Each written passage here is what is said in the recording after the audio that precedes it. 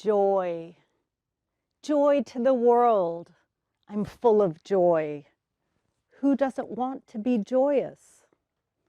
My mother was possibly one of the most abundantly joyful people I have ever met. And when it came time for her to downsize, she passed her joy on to me in the form of two 16-foot trucks that landed at my house. I am abundantly overflowing with joy. And if you're familiar with Marie Kondo, the goddess of tidying, the woman with the Netflix series that follows people as they try to declutter and try to downsize, you might know that joy is a word I use facetiously. Because the joy that my mother found in statues and books, the world's books, just like Amazon, only in our house, in masks, in all the photos from our childhood art, papers, newspapers, funny papers dating back decades, all of that brought her joy and landed in my house.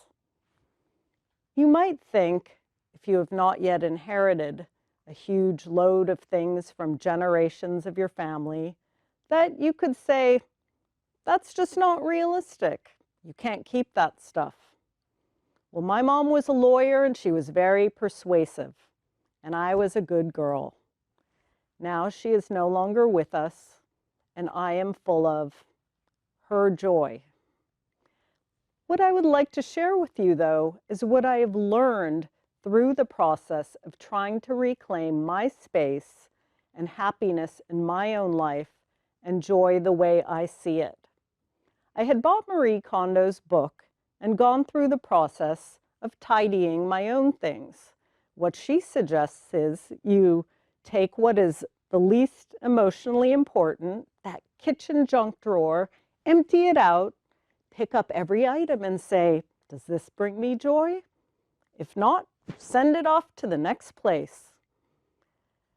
The thing is, it's easy to do that with your own things, but when it comes to inheriting all of these things you might have grown up with that were so important to your loved ones, they're not there to tell you what's important or what's meaningful. And every time you let something go, you're letting a piece of them go. It has been a long process, and I've learned it helps me process my grief. What I've done is find a way to create meaning in getting rid of all this stuff. I'm losing potential rent. I told my mom that. It landed in all the rooms of my house, and she said, "You're lucky to have all that." Anyway, most importantly, I would like to share with you how I have created this meaning and how you can do so too, as practically everyone I speak with has said, oh yeah, I have this stuff that's coming to me and I need to know what to do. The key is resell, regift, repurpose. You might not have the time to go through that process. You might bring in someone to do an estate sale. But I really suggest trying it out. For example, when you resell, there's the online marketplaces, the eBay, the Etsy, Craigslist, Nextdoor, Facebook. There's unlimited online ways and apps to get rid of things.